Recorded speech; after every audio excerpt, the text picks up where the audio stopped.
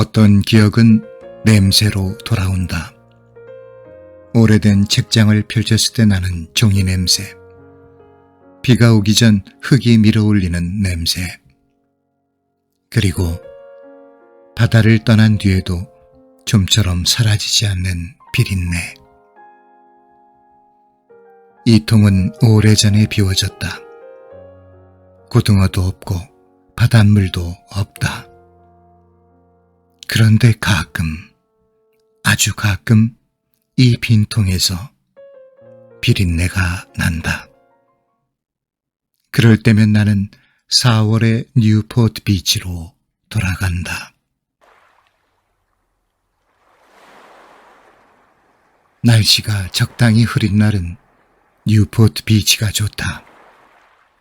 햇빛이 지나치게 밝은 날의 바다는 모든 것을 드러내 보인다. 파란 하늘, 흰 파도, 반짝이는 모래. 보이는 것이 너무 많아서 오히려 아무것도 보이지 않을 때가 있다. 하지만 흐린 날의 바다는 다르다. 구름은 풍경의 색을 조금 지우고 사람의 목소리는 멀어지고 바다는 제 속을 쉽게 보여주지 않는다. 4월의 이른 아침이었다. 물속에 들어가기는 이른 시간이고 바닷물은 아직 차가웠지만 바다에는 서핑족들이 한가득 떠 있었다. 그들은 파도를 기다리고 있었다. 파도가 오지 않는 동안에도 바다를 바라보았고 파도를 놓친 뒤에도 다시 바다를 바라보았다. 기다리는 일에 익숙한 사람들처럼.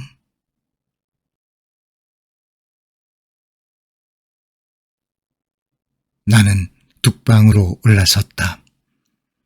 긴 둑방 끝에는 낚시통을 옆에 둔 사람들이 빈틈없이 앉아 있었다. 낚싯대를 바다에 들이운 채 어떤 이는 담배를 피우고 어떤 이는 커피를 마시고 어떤 이는 아무 말 없이 수면만 바라보았다. 그때였다. 잡혔다! 잡혔어! 한 남자가 몸을 뒤로 젖혔다. 낚싯줄 끝에서 은빛 무언가가 번쩍였다. 한 마리, 두 마리, 세 마리. 10마리의 고등어가 한꺼번에 솟구쳐 올랐다. 세상에, 이렇게 많이요? 오늘은 고등어들이 회의를 했나 봐요. 회의요? 저 양반한테 다 잡혀주자. 뭐 그런 거 말이요. 아침부터 작정을 했어. 그의 웃음은 바닷바람처럼 거칠고 시원했다. 나는 한 발 가까이 다가갔다. 고등어들은 몸을 뒤집을 때마다 은빛 비늘이 번쩍였다. 그 순간만큼은 흐린 하늘 아래에도 빛이 닿은 모양이었다. 가져갈래요? 네? 저거 한 통 다 가져가요. 전부요? 전부. 아니에요. 저는 그냥 구경만. 거저 줄게. 거저요? 오늘 너무 많이 잡았어. 집에 가져가 봐야 잔소리만 들어. 누구한테요? 고등어보다 무서운 사람한테. 나는 손사래를 쳤다. 안 돼요. 이렇게 많은 걸 제가 어떻게 가져가요? 그럼 돈을 내요. 네? 거저 주면 싫고 돈 내라니까 또 놀라네. 얼만데요? 미끼값만 5불. 한 통에 5불이요? 마음에 안 들면 10불. 아니, 갑자기 왜 값이 올라요? 에헤이, 흥정할 줄 모르는 사람이네. 그의 흥정이 유쾌했다. 고등어가 필요했던 것은 아니었다. 고등어를 손질할 줄도 몰랐고 그 많은 고등어를 가져가서 나누어 먹을 사람도 없었다. 그런데 그 아침을 그냥 보내고 싶지 않았다. 좋아요, 5불. 이제야 말이 통하네. 나는 값을 치르고 고등어 한 통을 고무통째 받았다. 물고기가 갑자기 크게 퍼덕이며 통벽을 친다. 어이구. 조심해요. 아직 자기가 바다에 있는 줄 아니까. 고등어 한 마리가 물통을 넘어 솟구쳤다. 나는 두 손으로 고무통 가장자리를 붙들었다. 갈매기와 펠리칸이 그 위를 빙빙 돌았다. 새들이 왜 이렇게 몰려들죠? 당신보다 고등어를 더 좋아하니까. 저한테 달려들진 않겠죠? 고등어만 놓치지 마요. 저것들은 주인이 누군지 안 따져. 갈매기의 눈빛이 심상치 않았다. 나는 고무통을 품에 안다시피 하고 한 걸음 물러섰다. 내가 고등어를 산 것인지, 고등어를 지키는 경비원이 된 것인지 알 수 없었다.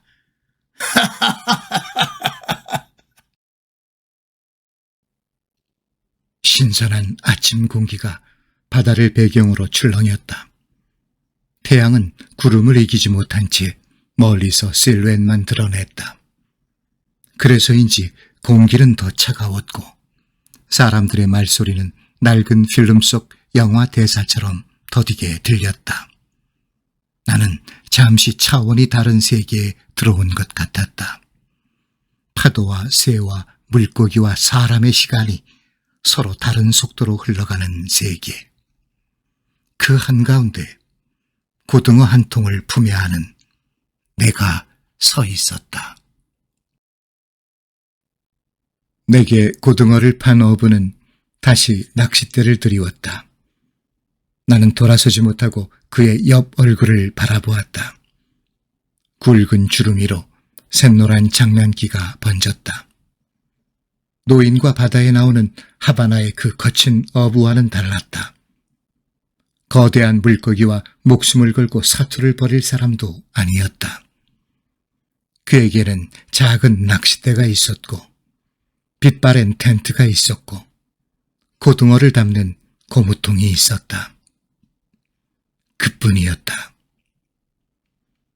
그런데도 바다를 안고 사는 그의 삶이 어쩐지 낭만으로 가득 차 보였다.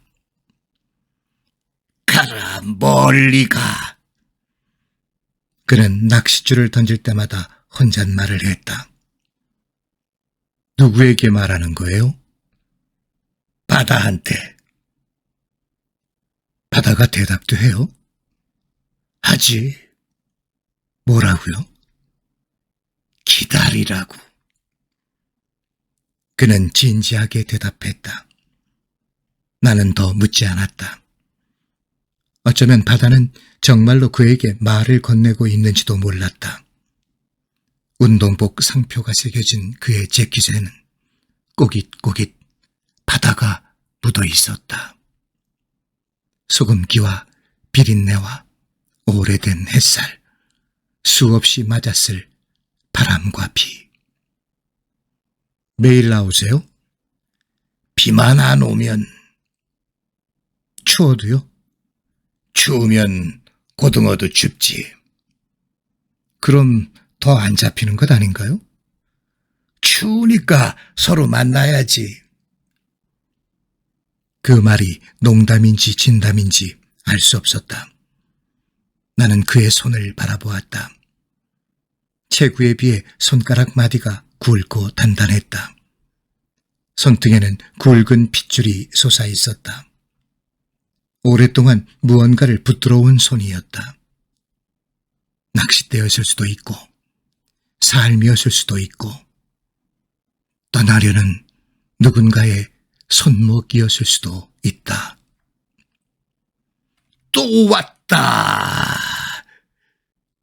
찌를 내리기 바쁘게 고등어가 몰려 올라왔다. 어부는 낚싯대를 세우며 바다를 향해 웃었다. 오늘은 네가 졌다. 하지만 다음 순간 그는 잡힌 고등어를 조심스럽게 떼어내 물통에 넣었다. 승리한 사람의 얼굴이 아니었다. 그저 오늘 하루의 몫을 받은 사람의 얼굴이었다. 문득 노인과 바다의 한 장면이 오버랩되었다. 인간은 파괴될 수는 있어도 패배할 수는 없다. 그러나 내게 고등어를 건넨 어부는 그리 비장해 보이지는 않았다. 그에게는 막 잡아올린 고등어가 있었고 아직 바다에 남은 고등어가 있었고 내일 다시 던질 낚싯줄이 있었다. 그것으로 충분해 보였다. 정오가 훌쩍 지났다. 구름 때문에 시간이 보이지 않았다. 태양은 여전히 먼 곳에서 흐린 윤곽만 드러냈다.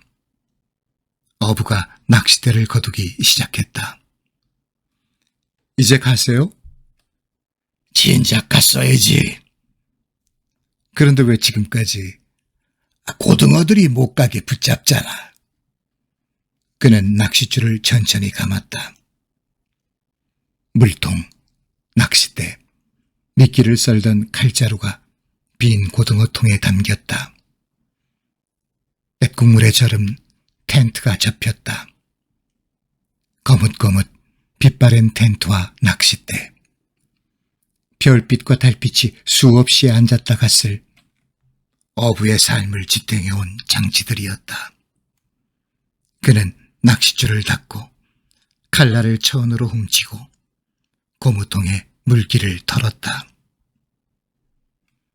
하루를 정리하는 그의 손길이 기도처럼 숭고했다. 삶이 예술이 되는 순간이었다.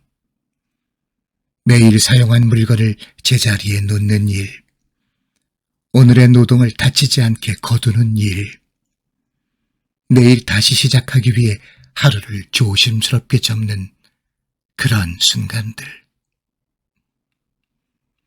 고등어 잘 가져가요. 제가 다 먹을 수 있을까요? 다 먹으려고 하지 마요. 그럼요. 나눠 먹어야지. 그는 아무렇지 않게 말했다. 혼자 다 먹으면 질려.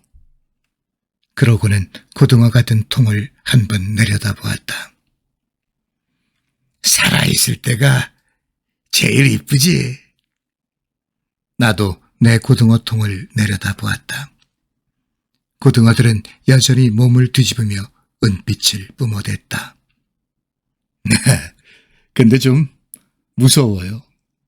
살아있는 건 원래 조금 무서워. 그는 텐트와 낚싯대를 둘러맸다. 몇 푼의 돈과 고등어 몇 마리를 품에 안고 작은 집으로 돌아가는 사람. 그의 등이 천천히 둑방 위로 멀어졌다.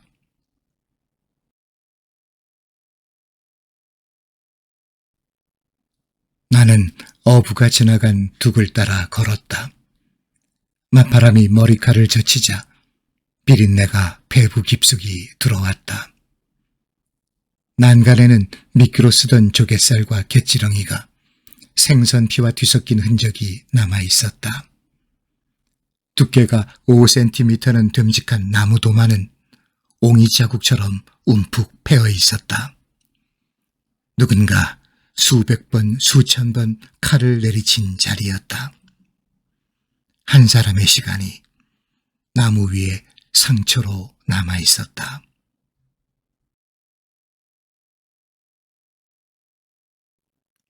어부가 떠난 자리에 몸집 큰 갈매기가 내려앉았다. 파편이 된 미끼가 그의 식량이었다. 누군가의 남은 것이 다른 누군가의 하루가 되었다. 둑 아래쪽에서는 새벽 어시장이 문을 닫고 있었다.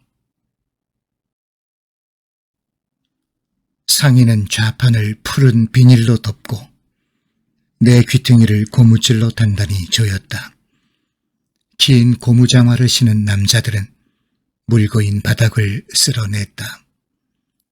길가에는 마른 과일을 파는 아주머니가 있었고 꽃을 파는 청년이 있었고 야자수 아래에는 첼로를 연주하는 사람이 있었다. 시장도 하루를 접고 있었다. 누군가는 물고기를 팔았고 누군가는 꽃을 팔았고 누군가는 음악을 연주했다. 모두가 저마다의 방식으로 오늘을 건너고 있었다. 나는 고등어 통을 내려다보았다. 오늘 고등어를 낚은 어부는 내일 고래를 잡을지도 모른다. 아니, 고래를 잡을 생각 따윈 이미 집어치웠을지 모른다. 그러나 그는 다시 새벽을 기다릴 것이다. 어제처럼 낚싯대를 챙기고 바다의 농을 건네며 또다시 바다 앞에 앉을 것이다. 그리하여 그는 영원히 패배하지 않을 것이다. 삶이 충만하다는 것은 모든 것을 가졌다는 뜻이 아니다. 누군가에게 고등어를 거저 가져가라며 말을 걸 수 있는 것, 선한 얼굴에 주름을 피우고 하염없이 웃을 수 있는 것, 그것으로 충분할지 모른다. 그날 나는 고등어 한 통을 샀다. 하지만 내가 정말로 가져온 것은 고등어가 아니었다. 낡은 재킷에 묻은 바다, 기도처럼 하루를 접던 손, 잡지 못한 고래를 아직 기다리는 마음. 날씨가 적당히 흐렸던 뉴포트 비치의 4월은 내게 그리도 다정했다.